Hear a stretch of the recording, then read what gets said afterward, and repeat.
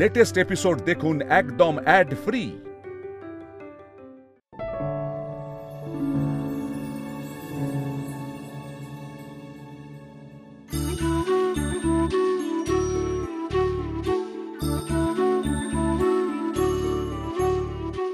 ফুল নিয়ে এসেছো মা? হ্যাঁ ঠাকুর মশাই। তাহলে তো এবার ফুলগুলো ফোটাতে হবে। 108টা ফুল লাগবে, তাড়াতাড়ি ফুটিয়ে নাও। আচ্ছা।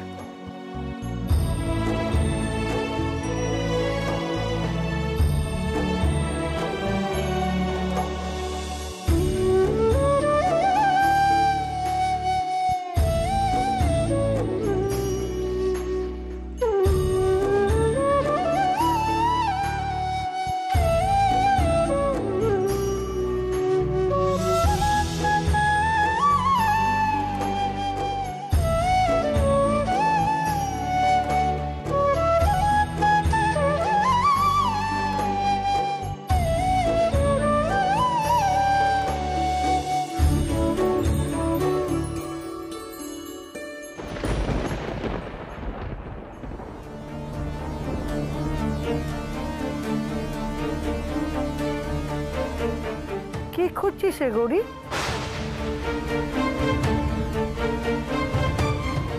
ছোট ঠাম্মি বলছি 106টা পদ্ম ফুল, দুটো কম হচ্ছে। সে কি রে?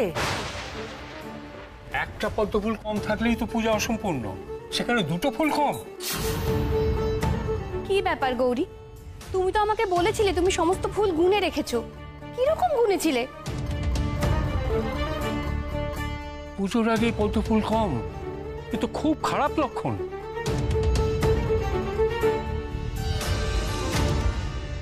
না না, এ তো সত্যি ভালো কথা না। একটু মন দিয়ে কাজকর্ম করতে পারো তো। এখন কি হবে?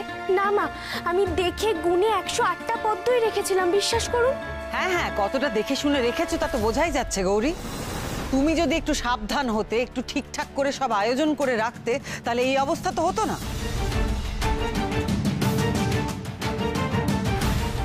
আমি প্রথমেই বলেছিলাম এই বাড়িতে এই পুজো করার কোনো প্রয়োজন নেই, কিন্তু তোমরা তো জোর করে পুজো করবেই।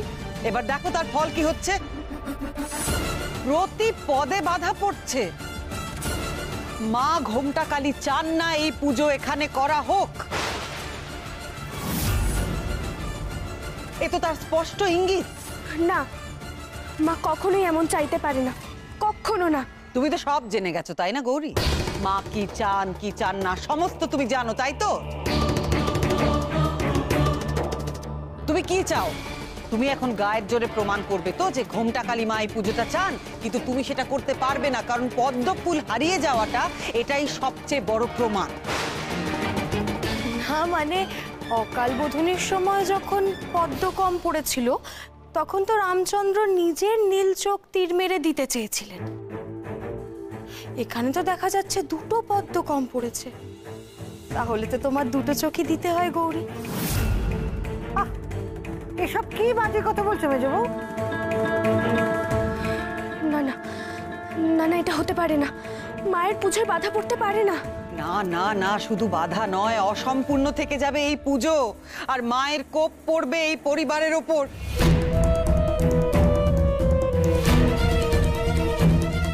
ঠাকুরজির কথা যদি ধরি, তাহলে তাহলে তো সত্যি আমাদের এই পুজোটা করাই ভুল হচ্ছে, তাই না?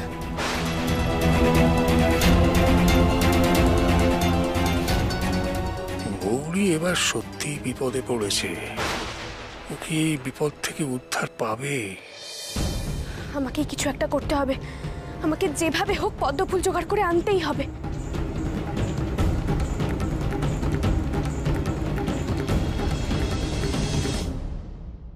আজ এই পুজোর দিনে গৌরী কোথাও পদ্ম ফুল পাবে না, মহা বিপদে পড়বে। সবাই মনে করবে এই পুজো করাটা ঠিক হচ্ছে না। এই সবই হচ্ছে মায়ের অপছন্দের কারণে। গৌরীর আর মুখ দেখানোর জো থাকবে না।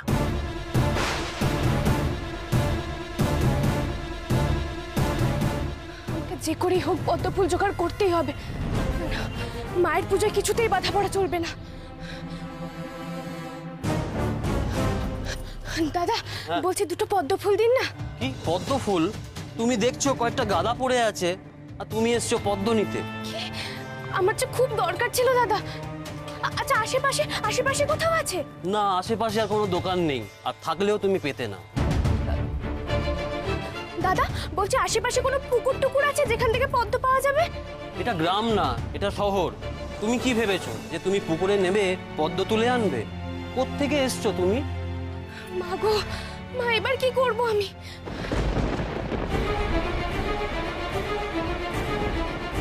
মা এবার আমি কি করব মা? কিন্তু আমি পদ্ম ফুল না নিয়ে বাড়ি ঢুকবো না। পদ্ম ফুল আমার চাই চাই।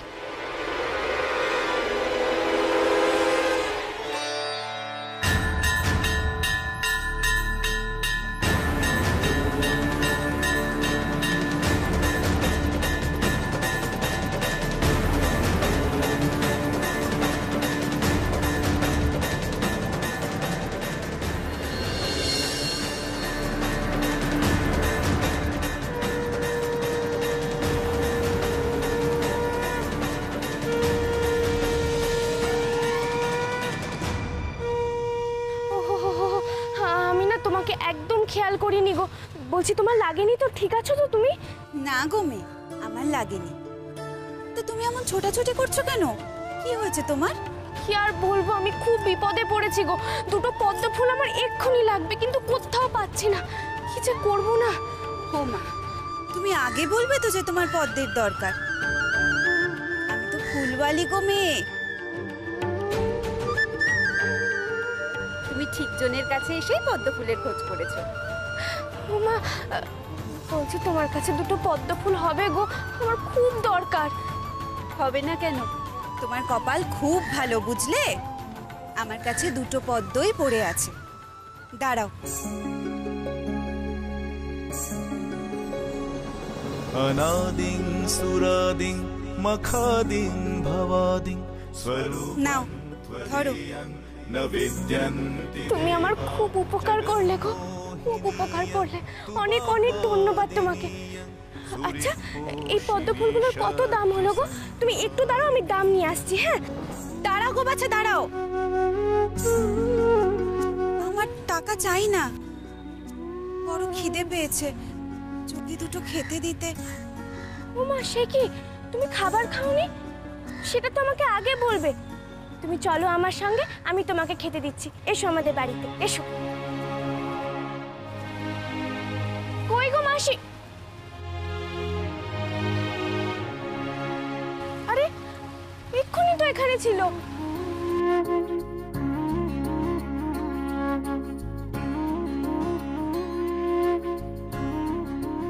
নাও, ধরো। নিকষ প্রস্তর শ্যামং শীর্ষে মুকুটমণ্ডিতম ললাটে নেত্রচিহ্নেন।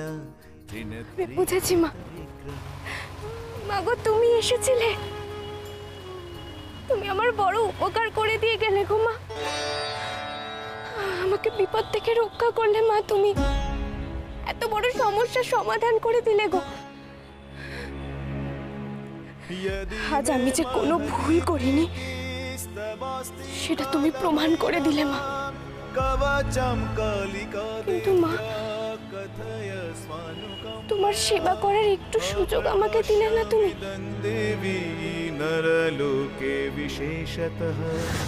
আমি এখনো বলছি, বারবার তোমাদের আমি সাবধান করছি, গৌরীর কথায় তোমরা নাচাটা বন্ধ করো। দেখছো না কি হচ্ছে? পুজোর মধ্যে বারবার বাধা পড়ছে। তোমরা কি এখনো বুঝতে পারছো না আমাদের পরিবারের কত বড় অমঙ্গল হতে পারে? এক্ষুনি এই পুজো বন্ধ করা দরকার। শুনলো, এত অধৈর্য হচ্ছে কেন? দেখো না গৌরী পদ্ম ফুল জোগাড় করতে পারে কিনা। কিন্তু পুজোর সময় তো অমৃতযোগ, মহেন্দ্রক্ষণ এসব দেখতে হয়। সঠিক সময়ে কাজ না করলে তো কালবেলা পড়ে যাবে, তখন তো আর পুজোতেই বসতে পারবো না। এদিকে সময় এগিয়ে চলেছে, তাহলে কি পুজো পণ্ড হবে? বাধা পড়ে গেল। পুজো কোনোভাবেই পণ্ড হবে না ঠাকুর মশাই। काली महाकाली पापहरण कालिके परमार्थमोक्षदे देवी नमोस्तुते। ओम काली महाकाली पापहरण कालिके परमार्थमोक्षदे देवी नमोस्तुते। আপনি দেখুন এখনো মায়ের পুজোর সময় চলে যায়নি। মায়ের কৃপাতে আর পুজোয় কোনো বাধা থাকবে না। এই নিন দুটো পদ্ম। এ কি, আজও কোথায় পদ্ম ফুল পেল? তাও আবার দুটো? কোত্থেকে পেলো এত তাড়াতাড়ি? সেই তো গৌরী ফুল পেয়ে গেল, মাঝখান থেকে অকারণে আমাকে দিয়ে ফুল চুরি করালো শৈলমা। দোষটা আমার না শৈলমার, কে জানে। মা চেয়েছেন বলেই এই পুজো হচ্ছে গো। আজ যদি মা না চাইতেন তাহলে দুটো পদ্ম ফুল কেন, আমি একটা পদ্ম পাপড়িও পেতাম না। ছাড়ো, তোমরা এসব কথা ছাড়ো, আর চিন্তা করো না। মায়ের পুজো হবে আর খুব ধুমধাম করে হবে। আবার গৌরী আমাদের একটা বিপদ থেকে বাঁচিয়ে দিল। মাঝপথে পুজো বন্ধ হয়ে গেলে ঘোর অমঙ্গল হতো। এই কঠিন বাধাও এত সহজে পেরিয়ে এলো গৌরী। ওকে যত দেখছি ততই অবাক হচ্ছি। না না না, এভাবে হবে না। আমাকেই গৌরীর একটা ব্যবস্থা করতে হবে। বুঝতে পারছি না কোন জাদুতে এসব করছে। জামা, সকাল থেকে অনেক কাজ করেছিস, এবার গিয়ে স্নান করে এই কাপড়টা বদলে নতুন কাপড় পর। পুজোর দিন একটু সাজগোজ না করলে চলে নাকি? ভালো লাগে? যা। যাচ্ছি ছোট ঠাম্মি, এই হাতের কাজগুলো সেরে নি, দিয়েই যাচ্ছি। জানিস গৌরী, আজ ঘোমটা কালিমা তুই যে কাপড়টা নীলা দিদিকে দিয়ে আনিয়েছিলি সেটাই পরবে। সত্যি ছোট ঠাম্মি?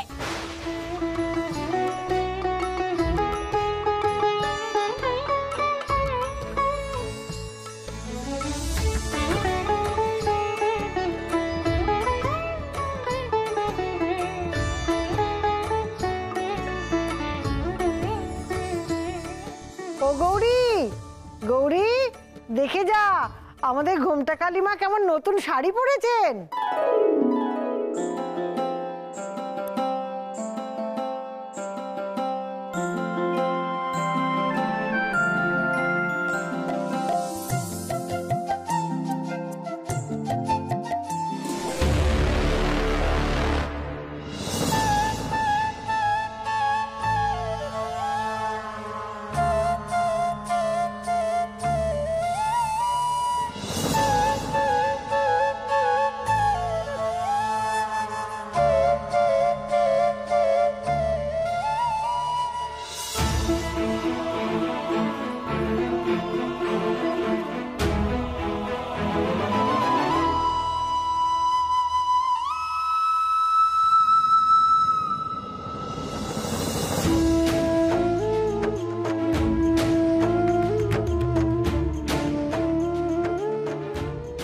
আলতা পরাতে এলাম গো।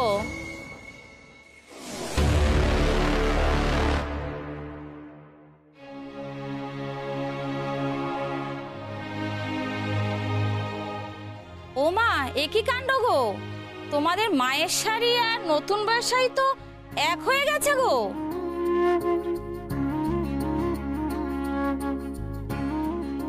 এবার চোখ খোলো।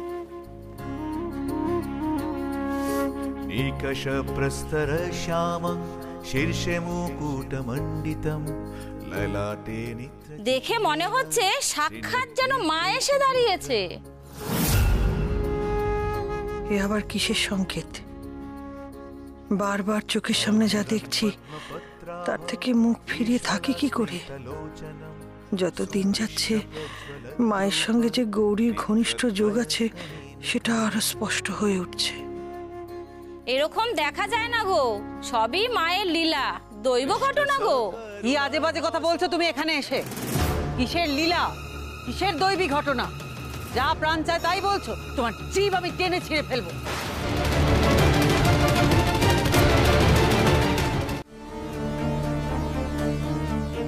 শৈলমা, আপনি ওকে কেন বকছেন? ওর তো এখানে কোনো দোষ নেই। হয়তো ঘটনাচক্রের দুটো শাড়ি এক হয়ে গেছে, ওর যা মনে হয়েছে ও সেটা বলে ফেলেছে। এতে দোষের কি আছে শৈল?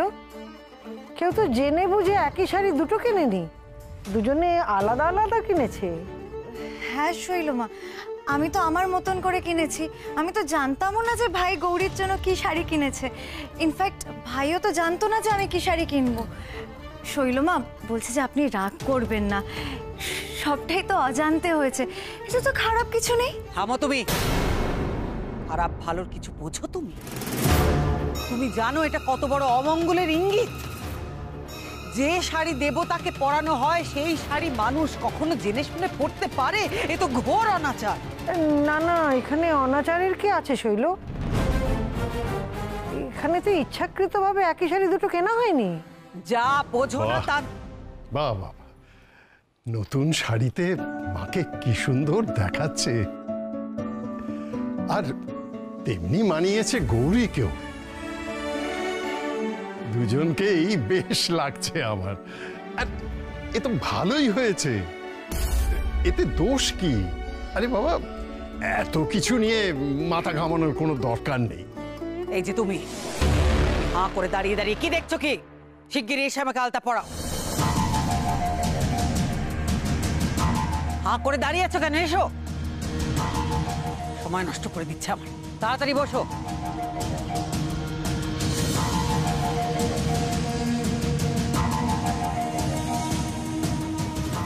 আলতা পরানো যেন নিখুঁত হয়, হ্যাঁ, এক চুলো যেন না পাকে, তাহলে দেখবে তুমি মজা কাকে বলে।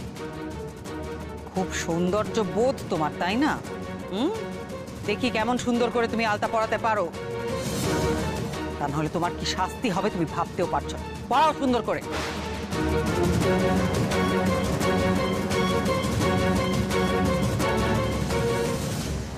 তুমি আবার দুষ্টুমি করলে তো মা? তুমি সব জানতে তাও ইচ্ছে করে আমাকে লজ্জায় ফেললে। বড্ড দুষ্টু হচ্ছ।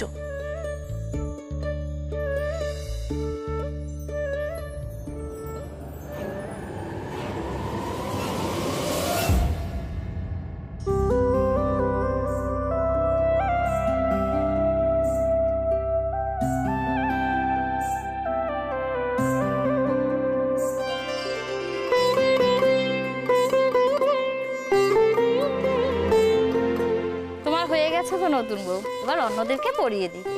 একটু দাঁড়াও। মা কি করছো? কি করছো? আমি তো নাপিত বউ। ও মা, কি আবার করব? প্রণাম করছি। আর তুমি নাপিত বউ বলে কি হয়েছে? তুমি তো আমার থেকে বয়সে বড়, আমার গুরুজন। তুমি আমার পায়ে হাত দিলে আর আমি তোমাকে প্রণাম করব না? তুমি কে গো মা? তোমার কথা আমি অনেক শুনেছি। এ তো দেখছি সাক্ষাৎ মায়ের রূপ। এতদিন আলতা পরাচ্ছি এমন কথা কেউ বলেনি। প্রণাম করা তো অনেক দূরের কথা। আমাদের গৌরী এমনই, সবার থেকে আলাদা। না, এই গৌরীটাকে আমি আর সহ্য করতে পারছি না।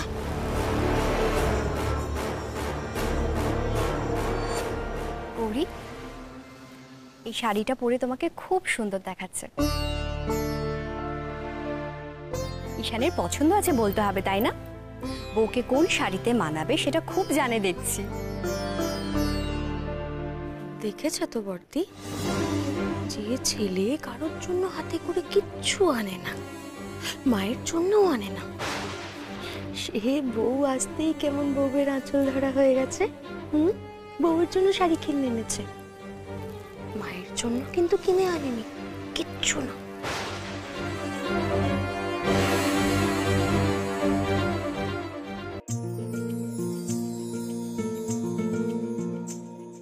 বৌদি, এখন না আমাকেও কিছু একটা কাজ দাও। একদম না, তোমাকে কোনো কাজের দায়িত্ব দিলে আর কোনো কাজ হবে না। যাও মন্দিরের কাছে যাও। আচ্ছা জিকু, তুমি পুজোতে ঠাকুর দেখতে বেরোবে না? আমার তো ভিড় ভালো লাগে না, বাড়িতেই তো পুজো হচ্ছে, তোমরা সবাই আছো, দিদি ভাইরা আছে, এখানেই তো দিব্যি কেটে যাচ্ছে। দেখেছো গৌরী, পুজোর সময় সমস্ত বাচ্চারা বাইরে ঠাকুর দেখতে বেরোতে চায়, আর আমার ছেলেটা হয়েছে পুরো উল্টো। কি ব্যাপার গৌরী, বারবার দরজার দিকে তাকিয়ে কি দেখা হচ্ছে? আসলে গৌরী এখন ভাবছে যে ডাক্তারবাবু কখন আসবে। মানে তুই কি বলছিসটা কি ছোট? শানের আসার কথা হচ্ছে কেন? ও তো একজন ডাক্তার, তাই না? বাড়িতে পুজো হচ্ছে বলে তো হুট করেও বাড়িতে চলে আসতে পারে না সমস্ত কাজকর্ম ছেড়ে দিয়ে। ওকে তো এখন আশা করাটা অন্যায়, তাই না? না না মা, আমি কিন্তু সেভাবে বলতে। রাখ এটা। আচ্ছা, সন্ধে হয়ে গেল, এখনো তো মুক্তা দিদি এলো না নিচে। কি বলি আর বলো তো গৌরী, ওকে আমি সারা দিন ধরে মানানোর চেষ্টা করছি, সেই এক ঘরের এক কোণে মুখ গোমড়া করে বসে আছে, আমার ভালো লাগছে না। দূর না, এটা তো হতে দেওয়া যায় না। ঠিকই তো, আমাদেরকে কিছু একটা করতে হবে। চিকু বাবু চলো তো, পলা দিদি এসো, চলো।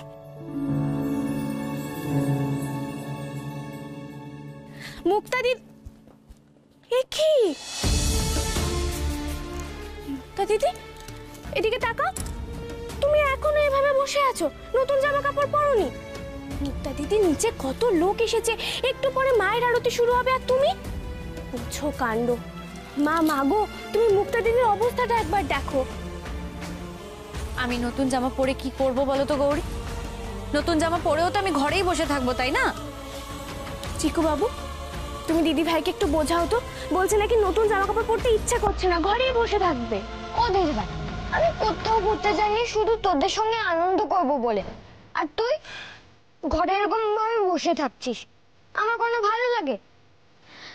দেখেছিস তো মুক্তা, সবাই তোকে কত করে মানাচ্ছে। চল না বাবা। আর আমাদের চিকু বাবুর মনে দুঃখ দেওয়া কিন্তু একদম ঠিক হবে না মুক্তা দিদি। গৌরী, তুমি তো বুঝতেই পারছো না, আর তোরাও যে কেন বুঝতে পারছিস না আমি না বুঝতে পারছি না। আমি কারোর সামনে যেতে পারবো না, আমার ভালো লাগছে না। তোরা প্লিজ জোর করিস না গৌরী, প্লিজ জোর করো না আমার, প্লিজ। মুক্তা দিদি, তোমার যখন শুদ্ধিকরণ করা হচ্ছিল, তুমি তো নিজে দেখলে যে মা স্বয়ং তোমার মাথায় হাত রেখেছিলেন, তাই তো অমন লীলা দেখা গেছিল মায়ের। সেই মা যখন চাইছেন যে তুমি সবকিছু ভুলে আবার আগের মতো স্বাভাবিক হও, তখন তুমি শুনবে না, মায়ের কথা শুনবে না?